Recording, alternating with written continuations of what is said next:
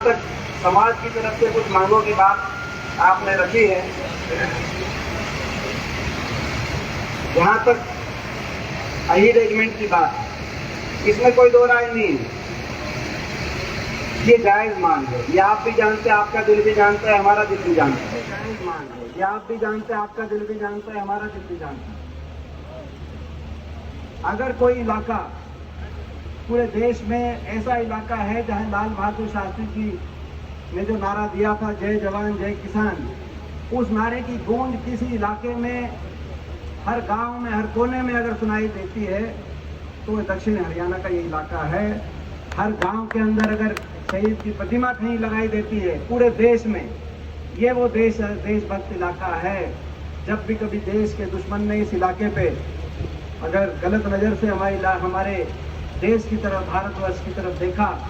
तो हमारे देश की सुरक्षा में अगर सबसे अग्रणी होकर अपना बलिदान देने के लिए कोई आगे आया तो ये दक्षिणी हरियाणा का इलाका आया, तो अहीरवाल का इलाका आया, तो हमारा अहीर समाज का जो शौर्य है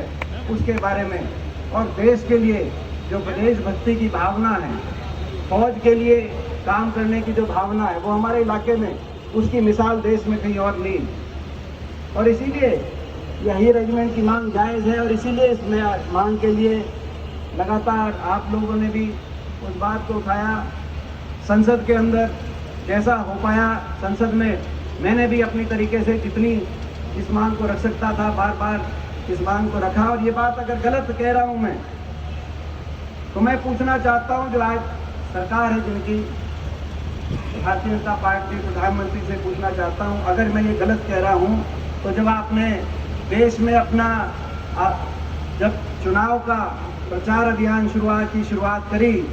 और देश के एक्स सर्विसमैन की रैली की बात आई कि एक जगह और 1 रैंक 1 पेंशन का नारा दिया जाएगा, तो पूरे देश में आपने चयन किया, तो रेवाड़ी का चयन किया। ये मैं उनको याद दिलाना चाहता हूँ। और आज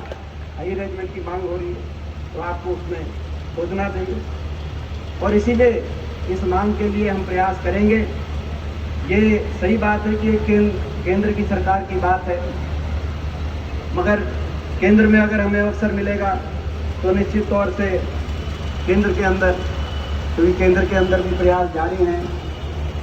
मगर एकजुटता के साथ तो प्रयास केंद्र में भी है। बहरहाल केंद्र के अंदर मौका मिला, और अगर हरियाणा के अंदर मौका मिला तो हरियाणा में मैं